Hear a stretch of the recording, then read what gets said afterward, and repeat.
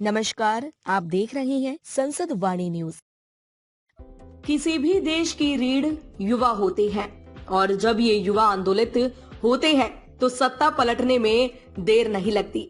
Railway भर्ती प्रक्रिया से असंतुष्ट बिहार के अभ्यर्थियों का रेल पटरियों पर निकलना आक्रोश खतरे की घंटी है। भले ही सुधार का आश्वासन दे, इसे शांत करने की कोशिश शुरू हो गई हो, लेकिन यह संकेत जरूर मिल गया है कि अब बेरोजगारी केवल चुनावी जुमला भर नहीं रहने वाली।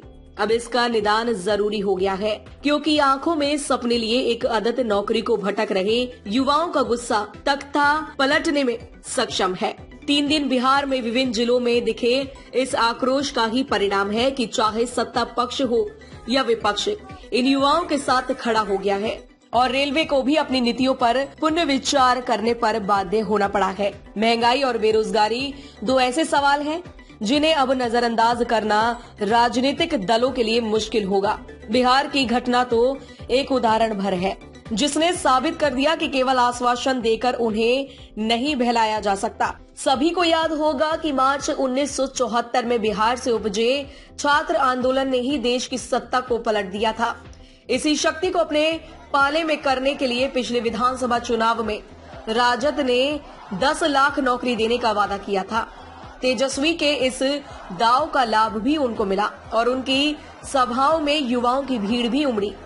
एक के बाद एक चरण में पिछड़ती एनडीए ने आखिरकार लालू राज का भय दिखा दिया।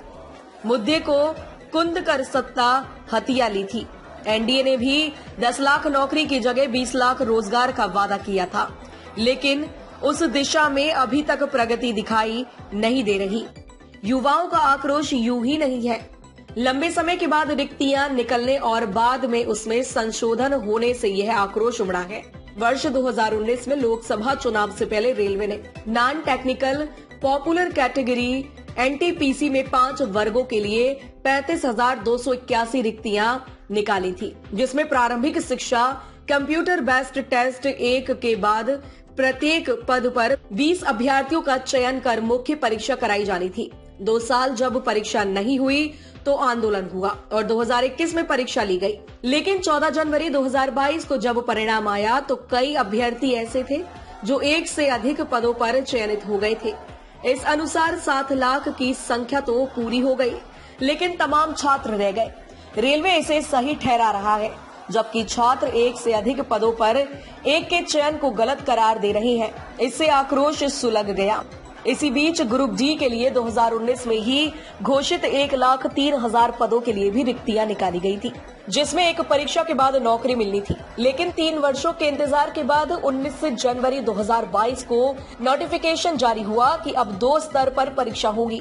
3 वर्ष इंतजार के बाद इस बदलाव ने आग में घी का काम किया और आंदोलन भड़क गया। छात्रों के आक्रोश को देख अब रेलवे ने परीक्षाएं स्थगित कर दी है और एक कमेटी का गठन किया है जो छात्रों की आपत्तियों को लेकर अपनी रिपोर्ट देगी। भले ही यह संशोधन करके आक्रोश को थामने की कोशिश की गई हो, लेकिन नियुक्तियों के लिए समय पर परीक्षा न होना, वर्षों नतीजा न निकलना एक विडंबना ही है, क्योंकि आर्थिक अभाव के बीच तैयारी करने वाले इन युवाओं का श्रम व मुश्किल से कमाए गए अभिभावकों के धन का नुकसान होता है।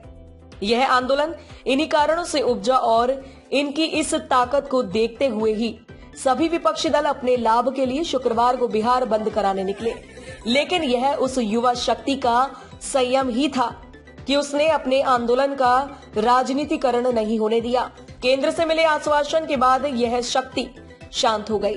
राजनीतिक दलों को बंद के लिए इनका समर्थन नहीं मिल पाया। इस घटना के बाद बेरोजगारी में महंगाई के तड़के से राजनीतिक दलों को भी सबक लेना होगा कि वे इसे केवल वोट बैंक समझने की भूल न करें, अन्यथा कभी भी बड़ा विस्फोट हो सकता है। हमारी खबरों से जुड़े रहने के लिए हमारे चैनल को सब्सक्राइब करें और बेल आइकन को दबाएं ताकि खबर की नोटिफिकेशन आपको मिलती रहे।